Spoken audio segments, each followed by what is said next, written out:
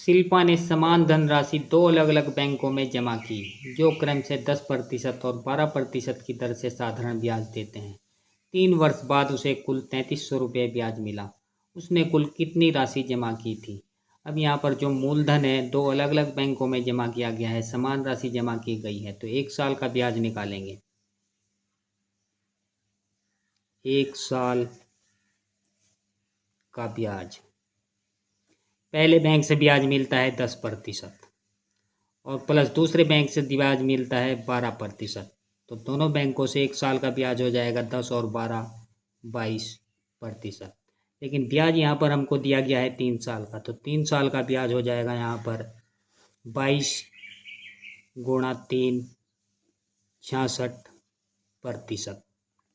लेकिन ब्याज हमको यहाँ पर दिया गया है 3300 रुपये, तो 66% बराबर होगा 3300 रुपये। अब यहाँ से अगर हम 1% निकालें तो 1% बराबर निकल जाएगा 3300/66%। अब जो मूलधन है दो अलग अलग बैंकों में जमा किया गया है, तो पहले बैंक में भी 100% जमा होगा और दूसरे बैंक में भी 100% जमा होगा, और यही हमको निकालना है मूलधन कितना होगा। तो 200% कितने के बराबर होगा? जब 1% बराबर ये है, 200% निकालना है, 200 से इसमें गुणा कर देंगे। 3300/66% और गुणा में आएगा 200%।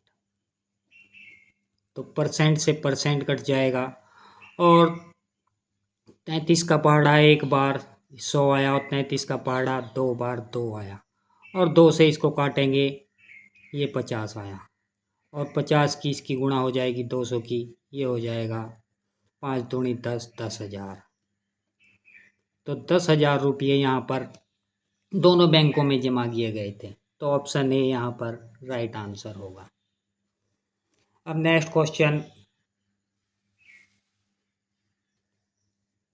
पहाड़ी पर चढ़ता हुआ एक व्यक्ति उसके शिखर पर आधार से 30 किलोमीटर की दूरी पर पहुंचने में 5 घंटे लेता है, जबकि गंतव्य स्थान से विपरीत दिशा में नीचे जाने में 9 किलोमीटर प्रति घंटा की गति से 4 घंटे लेता है।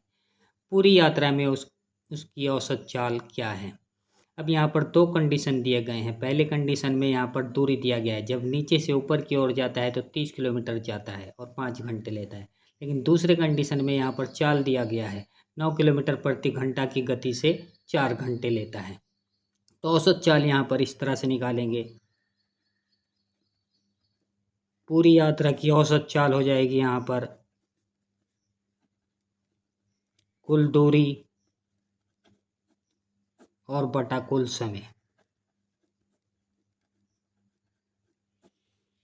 तो कुल दूरी, पहले कंडीशन में दूरी दिया गया है 30 किलोमीटर, जब नीचे से ऊपर की ओर जाता है तो 30 किलोमीटर, और दूसरे कंडीशन में यहाँ पर हमको दूरी नहीं चाल दिया गया है, चाल और समय दिया गया है। तो दूसरी कंडीशन का दूरी निकालेंगे, दूरी बराबर चाल गुणा समय। तो चाल है यहाँ पर 9 और समय है 4, तो 9 चौक हो जाएगा 36, 9 गुणा 4, और बटा में कुल समय। पहले कंडीशन में समय लग रहा था 5 और दूसरे कंडीशन में समय लग रहा है 4, तो 30 + 36 ये हो जाएगा 66, और बटा में आएगा 5 और 4 9, और 9 से इसको 3 से इसको काटेंगे, 3 दूनी 6, 3 दूनी 6, 3 से इसको काटेंगे, 3 तिया 9, 22/3। तो 22/3 कितना होगा? 7 सही 1/3, 3 सत्ते 21 और 1 22, 7 सही 1/3 किलोमीटर प्रति घंटा। ये हो गई उसकी औसत चाल, और ऑप्शन बी यहाँ पर राइट आंसर होगा।